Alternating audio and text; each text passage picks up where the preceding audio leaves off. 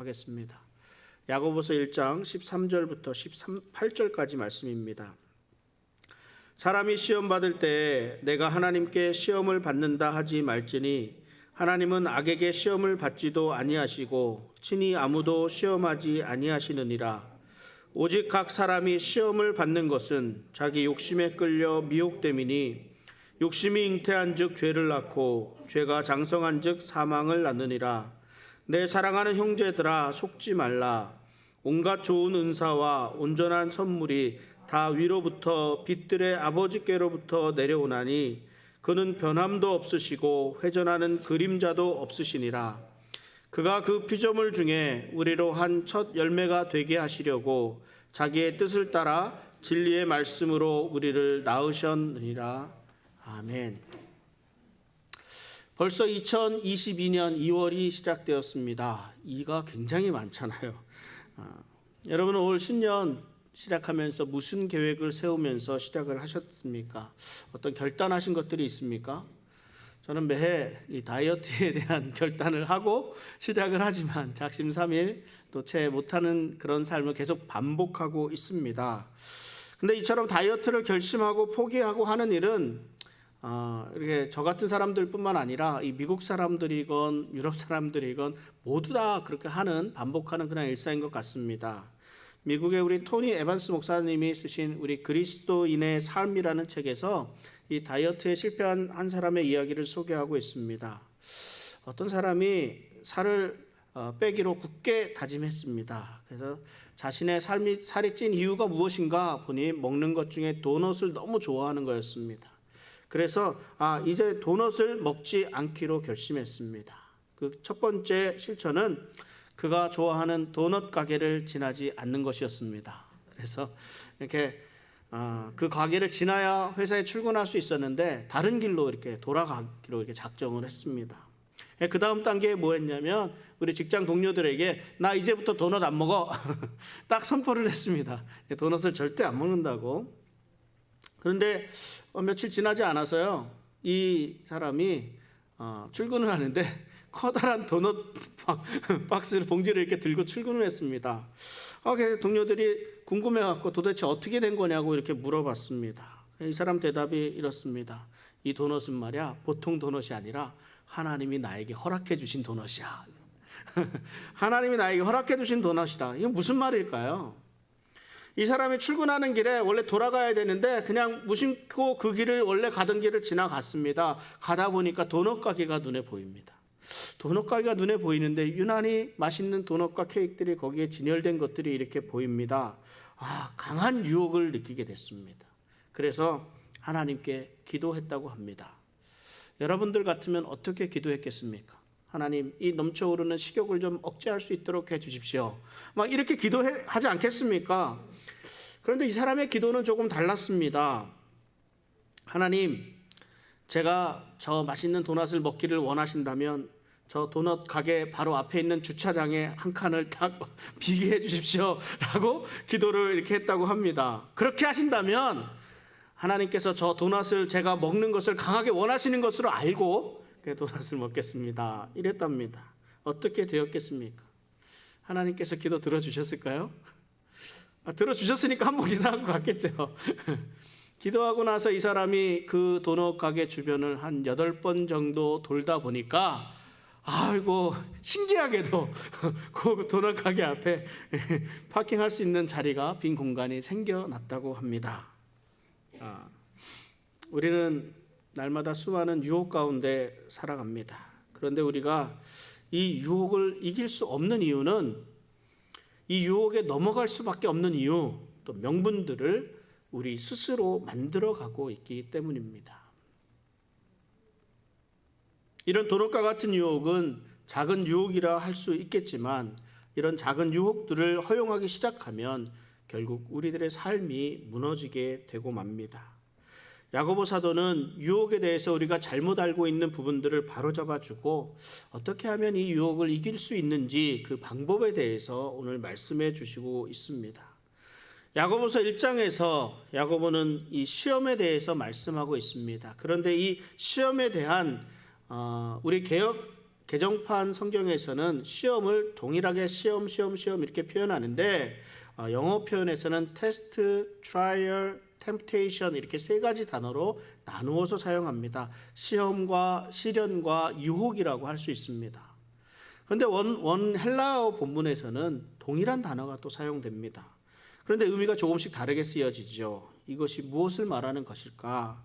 하나님이 우리 삶에 허락해 주셔서 우리를 연단시키는 데 사용하시는 이 시험은 우리의 영적 성장의 수단이 될 뿐만 아니라 우리의 태도에 따라서 우리의 삶을 악으로 이끌기도 하는 그런 유혹도 될 수 있다는 말입니다. 우리가 우리에게 찾아오는 이 시험에 대해서 믿음으로 반응하면 이 시험은 시련이 돼서 우리를 성장으로 이끌지만 이 시험에 우리의 욕심이나 자신에게 있는 자원, 자신에게 있는 힘으로 대응하고자 한다면 굴복하게 되고 그것이 유혹이 되어서 우리를 넘어지게 한다는 말입니다. 우리의 삶 가운데 찾아오는 모든 시험이 우리를 영적으로 견고하게 만들기도 하지만 우리를 무너뜨릴 수도 있습니다. 우리가 어떻게 대응하느냐에 따라 달려 있습니다.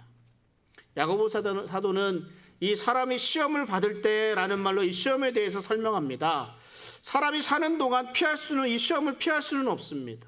우리 모두가 시험의 대상이 됩니다. 누구도 예외일 수가 없습니다. 남자나 여자나 어른이나 아이나 우리 집사님이나 장로님이나 권사님이나 목사님이나 누구든지 이 시험에 예외는 없습니다. 예수님도 모든 일에 우리와 같이 시험을 받으셨다고 말씀합니다. 오늘 13절 말씀을 다시 한번 읽어보면 사람이 시험 받을 때에 내가 하나님께 시험을 받는다 하지 말지니 하나님은 악에게 시험을 받지도 아니하시고 친히 아무도 시험하지 아니하시느니라. 하나님이 시험을 허락하셨다고 해서 우리는 이 시험이 하나님에게서 온 것이라고 착각을 합니다. 그러나 그렇지 않습니다. 하나님은 사람을 시험하지 않으십니다. 하나님은 사람을 넘어뜨리려고 하지 않으십니다. 그런데 시험에 걸려서 넘어지는 사람들이 그 시험에 걸려 넘어지는 것에 대한 책임을 지려고 하지 않습니다. 오히려 자신의 죄를 다른 상황이나 다른 사람에게 더 나아가서는 하나님께 돌리려고 합니다. 이건 내 잘못이 아니라는 말이죠. 책임을 지려고 하지 않습니다. 아담과 하와의 범죄 이후에 계속해서 사람들은 자신의 죄에 대해서 자신이 책임을 지려 하지 않고 다른 사람에게 돌려버리려고 합니다. 아담이 범죄한 이후에 하나님을 만난 자리에서 하나님에게 아담이 이렇게 말을 합니다. 창세기 3장 12절에 보면 아담이 이르되 하나님이 주셔서 나와 함께 하신 여자가 그가 그 나무 열매를 내게 주므로 내가 먹었나이다. 뭐예요? 하나님을 탓하고 그 여자를 탓하고 있지 않습니까? 하와가 또 하나님을 만났을 때 또 어떻게 대답합니까? 13절에 보면 여호와 하나님이 여자에게 이르시되 내가 어찌하여 이렇게 하였느냐? 여자가 이르되 뱀이 나를 꿰므로 내가 먹었나이다. 아담도 하와도 자기의 잘못을 인정하지 않았습니다. 자기의 책임을 피하기 위해서 교묘하게 둘러댑니다. 하나님 탓을 하고 여자를 탓했고 뱀을 탓했습니다. 오늘날 우리들이 자기 잘못이 아니라고 하면서 남을 탓하게 된 이 역사적인 근원이 어디서부터 시작돼요? 이 아담과 하와에서부터 시작돼요. 참 놀랍지 않습니까? 모세가 시내산에서 하나님으로부터 율법을 받을 때 산 밑에 있던 아론과 이스라엘 백성들은 모세가 산에서 빨리 내려오지 않자 무엇을 행했습니까? 금송아지를 만들어서 이 금송아지가 하나님이라고 하면서 그 앞에서 제사 지내고 먹고 마시고 춤추며 뛰어놀았습니다. 모세가 산에서 다른 신들을 잊게 말고 새긴 우상도 만들지 말라는 그 말씀을 받는 그때에 산 아래에서 아론과 이스라엘 백성들은 금송아지를 만들어 놓고 거기에 예배 드리고 있었습니다. 산에서 내려온 모세가 아론에게 노를 바랍니다. 이때 아론의 대답이 어떤지 아십니까? 출애굽기 32장 24절에 이렇게 말씀합니다. 내가 그들에게 이르기를 금이 있는 자는 빼내라 한즉 그들이 그것을 내게로 가져왔기로 내가 불에 던졌더니 이 송아지가 나왔나이다. 아론은 자신의 잘못을 고백하지 않았습니다. 오히려 그 모든 일의 원인이 백성들에게 있었다고 그 책임을 백성들에게로 돌립니다. 백성들에게서 금을 받아서 금을 불에 던졌더니 거기서 송아지가 나왔답니다. 대단하지 않습니까? 우리는 어이없다고 말을 할지 모르겠지만 오늘날 우리들도 이러한 아론의 말에서 자유롭지 못합니다. 우리는 내 자신의 죄에 대해서 책임을 다른 사람에게 돌리려고 합니다. 뿐만 아니라 하나님을 탓합니다. 하나님이 나를 사랑하시면 내가 죄를 짓도록 내버려 두셔서는 안 된다고 합니다. 죄를 지으려는 순간에 강제로 죄를 짓지 못하도록 막으셨어야 한다고 합니다. 그러니까 죄를 져도 내 잘못은 없습니다. 내가 잘못해놓고 하나님을 탓할 수 있습니다. 그럴 수도 있습니다. 그러나 우리에게 시험이 닥쳐와도 그것을 하나님의 탓으로 돌릴 수 없다는 걸 알아야 합니다. 하나님은 우리를 무너뜨리려고 어떠한 방법을 사용하시는 분이 아니십니다. 하나님의 성품을 우리가 모르기 때문에 우리가 다 하나님을 탓하게 되는 겁니다. 하나님은 죄와 아무런 관련이 없는 거룩하신 분입니다. 하나님은 악에 관여하지 않으십니다. 하나님은 빛이시기에 어둠이 조금도 없으십니다.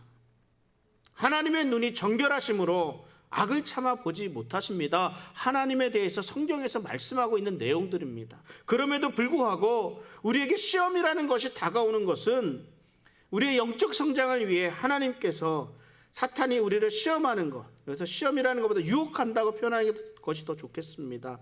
우리에게 우리를 유혹하는 것을 하나님께서 허락하시기 때문입니다. 그러나 그것은 하나님께서 우리가 악을 행하도록 부추기는 것이 아닙니다. 왜 그런지 야고보 사도가 그 이유를 이렇게 설명합니다.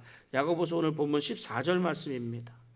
오직 각 사람이 시험을 받는 것은 자기 욕심에 끌려 미혹됨이니.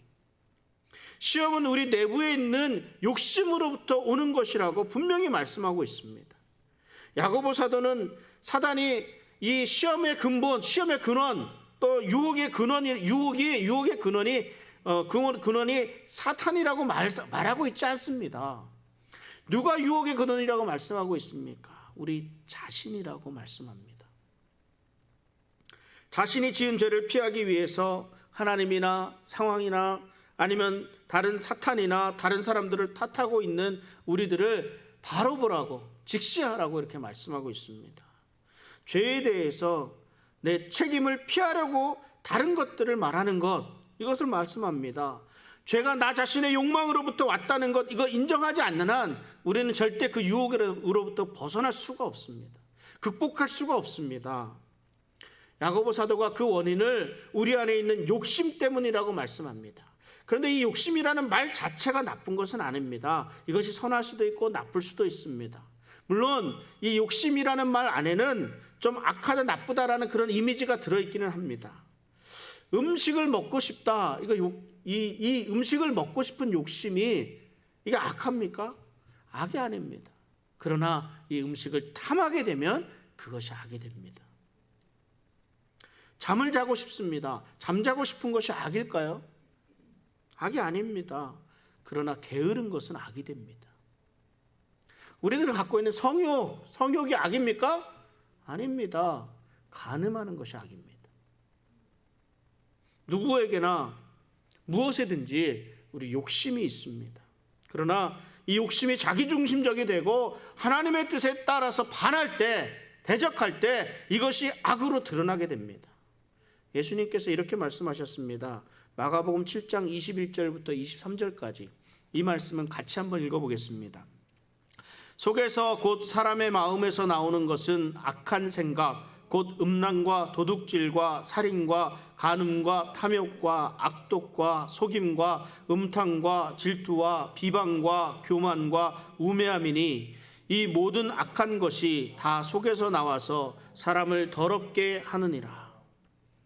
우리 대부분의 사람들은 자기의 잘못, 자기의 범죄를 자신의 탓을 하지 않으려고 합니다. 우리 주변 탓을 하려고 합니다.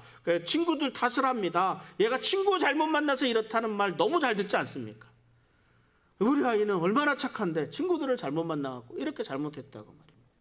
그러나 그 근본적인 잘못이 외부에서 들어오는 것이 아니라 우리들 안에 있는 욕심 때문임을 잊지 말아야 합니다. 우리 안에 있는 욕심이 어떻게 잘못된 행동으로 드러나는지 아십니까? 그 말씀을 야고보 사도는 이렇게 말씀합니다. 14절 15절 말씀을 보겠습니다. 오직 각 사람이 시험을 받는 것은 자기 욕심에 끌려 미혹됨이니 욕심이 잉태한 즉 죄를 낳고 죄가 장성한 즉 사망을 낳느니라.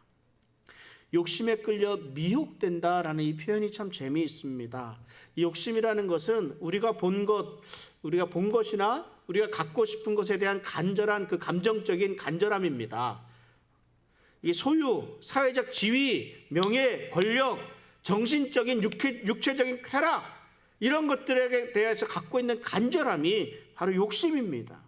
그런데 이런 것들에서 이끌려서 미혹된다 표현합니다.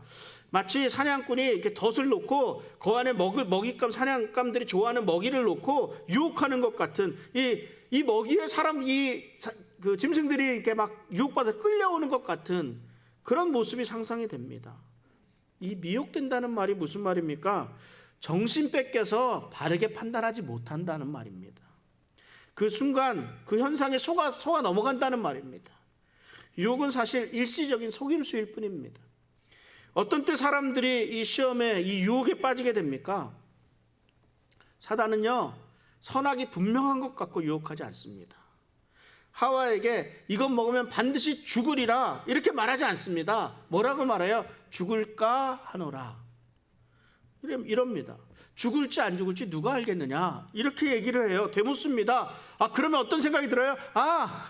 안 죽을 수도 있겠구나 이렇게 생각합니다. 왜 그럴까요? 욕심 때문입니다.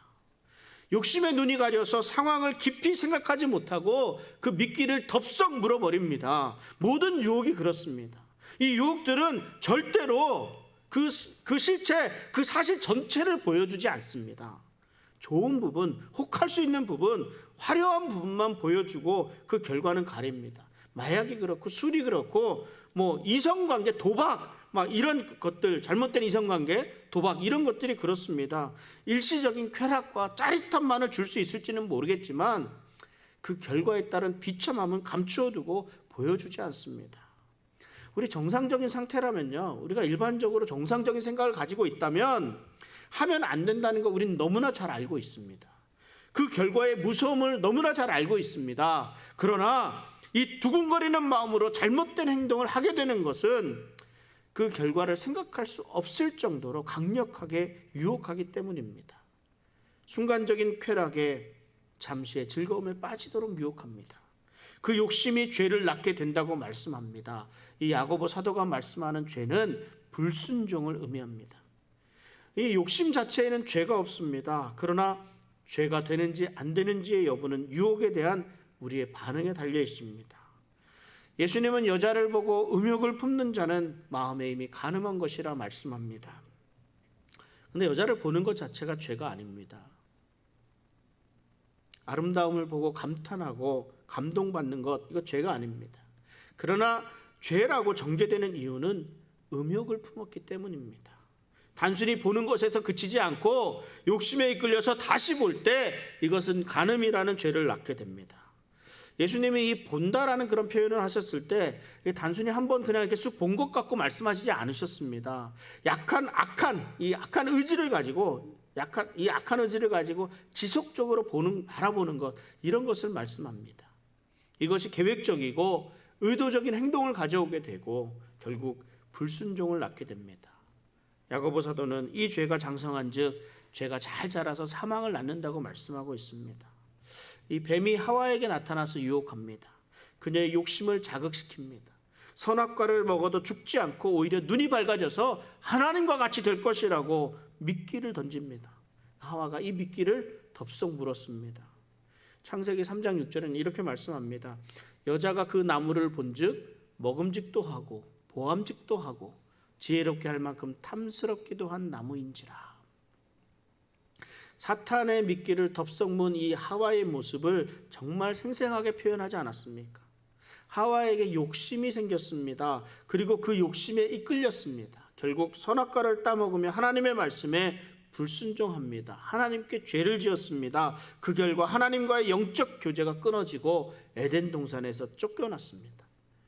영적으로는 하나님과 단절되는 즉각적인 죽음을 맞이했습니다. 육적으로는 죽지 않아도 될 존재가 죽음을 맞이하는 심각한 결과를 가져왔습니다. 욕심이 죄를 낳고 죄가 사망을 낳았습니다. 이 하와가 죄를 짓는 과정, 유혹에 넘어가는 과정을 보면서 여러분은 무슨 생각이 드십니까? 사탄이 하와에게 강압적으로 막 선악과를 막 강제로 입을 벌려서 먹게 했습니까? 그렇지 않습니다. 사단은요, 사실 그럴 권한이 없습니다. 에덴 동산에서 무엇을 먹고 무엇을 마시고 사용할 수 있는 모든 권한은 아담과 하와에게 있습니다. 우리가 이걸 잘 알아야 합니다. 사단에게는 아무런 권한이 없습니다. 사단에게는 사람을 해할 권한도 아무것도 없습니다. 사단은 단지 그래서 미끼를 던질 뿐입니다. 결국 사단은 사람을 통해서만 무엇인가를 할 수 있다는 걸 알아야 돼요.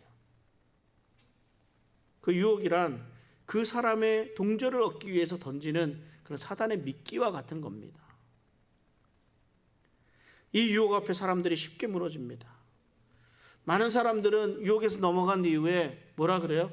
어쩔 수 없었다고 합니다. 누구나 그랬을 것이란 말하기도 합니다. 아니면 나도 피해자다. 피해자 코스프레를 합니다. 하나님이 왜 내게 이런 어려움을 주셨는가 이렇게 말합니다. 참 이상하지요. 우리에게 좋은 일이 있고 행복한 일이 있고 내가 이럴 때는 내가 잘 돼서 된 것이라고 생각을 하고 나쁜 일이 있을 때는 꼭 하나님 탓을 합니다. 내가 복받고 잘 사는 것, 이것이 모든 것을 주시는 하나님께 감사하며 영광 돌리는 것보다는 내가 좋은 사람이고 내가 선한 사람이고 내가 열심히 살아서 내가 잘해서 했다라는 그런 생각을 하는 경향이 우리들에게 있습니다. 반대로 이렇게 이 자체가 유혹인데 속임수인데 어떻게 해야 될까요? 야고보 사도는 속지 말라고 말씀합니다. 16절에 보면 내 사랑하는 형제들아 속지 말라 이렇게 말씀합니다. 세상의 일은 진실함을 믿는 것보다 거짓을 믿는 것이 더 쉽습니다. 왜 그럴까요? 거짓이 더 좋아 보이기 때문입니다. 더 나를 자극하기 때문입니다. 더 욕심이 생기게 하기 때문입니다. 더 달콤합니다. 그러니까 유혹이 됩니다. 속임수에 빠지게 되면 우리들 마음속에 있는 이 욕심이라는 것이 본색을 드러냅니다. 그로 인해서 죄의 쾌락에 빠지게 됩니다. 생각으로는 이번 한 번만이라고 생각하겠지만 이 한 번으로 끝나지 않습니다. 한 번이 두 번이 되고 끝없는 유혹에 둘러싸이게 됩니다. 이런 유혹의 손길은 정말로 뿌리치기 힘들게 됩니다. 그러니까 처음부터 속지 말아야 합니다. 지금 우리가 살고 있는 이 세상은 사단의 승리의 결과물이라고 할 수 있습니다. 사단은 속임수로 이 땅의 모든 인류를 죄의 영향력 아래 가두어 버렸습니다. 사단의 이 결코 죽지 아니하리라라는 이 거짓말은 하와의 불순종을 가져왔고 온 인류를 죄의 자녀로 만드는 무서운 결과를 가져왔습니다. 그러나 하나님은 이러한 사탄의 계략을 폭로하시고 다시는 이러한 속임수에 넘어가지 않도록 우리 예수님을 이 땅에 보내시고 우리 사랑과 은혜를 우리에게 허락해 주셨습니다. 죄의 자녀로 전락한 우리들을 예수님의 대속의 은총을 통해서 하나님의 자녀가 되게 해 주셨습니다. 그러니까 우리는 사탄의 속임수에 속지 말아야 합니다. 어떻게 속지 않을 수 있겠습니까? 먼저 우리는 우리 눈앞의 이익만을 생각하지 말아야 합니다. 이 일에 대한 결과를 생각해 볼 수 있어야 합니다. 죄로 인해서 펼쳐질 마지막 결과를 민감하게 판단하고 보아야 합니다. 남의 것을 탐해서 도둑질하게 될 때 그 결과를 생각해 보아야 합니다. 정상적인 이성관계를 벗어난 행동이 가정을 무너뜨리는 결과를 가져온다는 것을 볼 수 있어야 합니다. 비판하고 정죄하는 그 헤아림이 결국은 내게 돌아오게 된다는 것을 알아야 합니다. 속지 말아야 합니다. 그리고 가장 좋은 방법 무엇이겠습니까? 우리에게 항상 좋은 것을 주시는 우리 하나님을 생각하는 겁니다. 왜 그럴까요? 야고보 사도는 1장 17절에 이렇게 말씀합니다. 온갖 좋은 은사와 온전한 선물이 다 위로부터 빛들의 아버지께로부터 내려오나니 그는 변함도 없으시고 회전하는 그림자도 없으시니라. 이 온갖 좋은 것이 다 하나님께로부터 오는 것이기 때문에 그렇습니다. 우리에게 필요한 모든 것, 은사와 선물은 하나님께서 주십니다. 좋은 음식, 가족 간의 사랑, 피조물들의 그런 아름다운 삶 등 모든 것이 하나님께로부터 옵니다. 하나님이 선한 분이시기 때문에 그렇습니다. 오래전 우리 주일학교에서 아이들이 전도사님과 함께 소리치는 한 문장이 제 마음을 크게 감동한 적이 있었습니다. 머릿속에서 떠나지 않아요. 무슨 말이었을까요? 한국 주일학교랑 미국 주일학교는 좀 다른 점이 미국 주일학교에서 제가 들은 얘기입니다. 뭐라고 하냐면 God is good all the time이라는 말입니다. 우리 전도사님이 God is good 그러면 아이들이 all the time 이래요. 전도사님이 all the time 그러면 아이들이 God is good. 이거 잊혀지질 않아요. 잊혀지질 않아. 그렇습니다. 하나님이 선하신 분입니다. 언제나 선하신 분입니다. 그러므로 하나님이 선하심으로 선하신 분이 우리에게 선한 것을 주실 수 있습니다. 하나님이 그래서 우리에게 주시는 선물은 충분하고 아무것도 모자라지 않고 우리에게 유익하고 완전한 것입니다. 하나님만이 선하시기 때문에 하나님만이 우리에게 선한 것을 주실 수 있습니다. 그러므로 우리가 유혹받을 때, 시험받을 때 사탄이 던지는 달콤한 미끼에 속지 말고 정말 가장 좋은 것으로 주시는 하나님만을 바라보아야 합니다.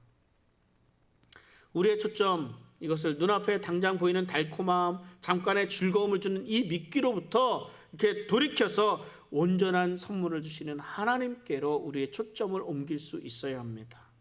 하나님은 선한 것을 우리에게 주시는 분이므로 그 분이 선한 것을 우리에게 주시는 분이심을 믿는 믿음으로 우리는 이 유혹에서 벗어날 수 있습니다. 야고보 사도는 이 믿음의 이유를 하나님은 빛들의 아버지시고 변함이 없으시기 때문이라고 말씀합니다. 저는 이번에 처음 알았습니다. 이 변한다는 말이 천문학에서 나온 말이랍니다. 해와 달로부터 나오는 이 빛의 강도에 따라서 따른 변화, 이것을 변한다라고 표현한답니다. 해와 달 등 이 빛을 움직이게 되면 계속해서 그것으로 인해서 그림자가 발생을 하고 변화되는 그림자가 지구상에 남게 된다는 말입니다.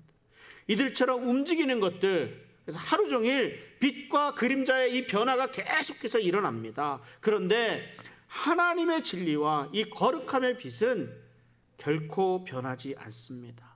영원히 지속됩니다. 사도 요한은 요한일서 1장에서 하나님의 거룩하심의 빛은 전혀 어두워지지 않는다고 고백합니다. 사람은 언제나 변할 수밖에 없지만 하나님은 변하지 않으십니다. 이렇게 변함없으신 하나님께서 우리의 필요를 아시고 가장 좋은 것으로 채워주십니다. 그러니까 우리가 하나님을 믿는 믿음으로 이 유혹을 물리칠 수 있어야 합니다. 그리고 18절에 또 이렇게 말씀합니다. 그가 그 피조물 중에 우리로 한 첫 열매가 되게 하시려고 자기의 뜻을 따라 진리의 말씀으로 우리를 낳으셨느니라. 사단은 우리에게 거짓말, 이 속임수의 방법으로 우리를 유혹합니다. 하나님의 선하심, 하나님의 주권을 의심하도록 만듭니다. 하나님에 대한 믿음을 떨어뜨리려고 합니다. 그러므로 우리가 유혹을 이길 수 있는 힘은 오히려 하나님의 주권에 있다는 것, 우리를 구원하신 하나님의 변하지 않는 진리의 말씀이라는 것을 우리가 알아야 합니다. 베드로전서 1장 23절에 이렇게 말씀합니다. 너희가 거듭난 것은 썩어질 씨로 된 것이 아니요 썩지 아니할 씨로 된 것이니 살아있고 항상 있는 하나님의 말씀으로 되었느니라. 구원은 우리 영원하신 하나님의 말씀으로 이루어졌기 때문에 우리의 구원이 영원한 겁니다. 하나님의 말씀으로 이루어진 구원이기 때문에 하나님께서는 우리의 구원을 지켜주시고 우리의 시험의 때에도 절대로 버리지 않으십니다. 그러므로 하나님의 말씀을 의지해서 흔들리지 말아야 합니다. 또한 하나님의 말씀이 우리를 풍성하게 하시는데 하나님은 우리를 모든 피조물 중에서 뛰어나고 풍성하게 하시려고 말씀으로 새롭게 하셨습니다. 우리는 새로운 피조물입니다. 우리는 하나님의 자녀로 새로운 피조물로 하나님의 뜻에 따라서 새롭게 태어났기 때문에 하나님의 뜻을 따라 진리의 말씀으로 살아가야 합니다. 이 말씀이 우리를 시험 가운데서 승리로 이끌어 주시는 말씀입니다. 다윗은 내가 주께 범죄하지 아니하려 하여 주의 말씀을 내 마음에 두었나이다 고백합니다. 사도 바울은 악한 날에 능히 대적하기 위해 전신갑주를 입되 성령의 검 곧 하나님의 말씀을 가지라고 권면합니다.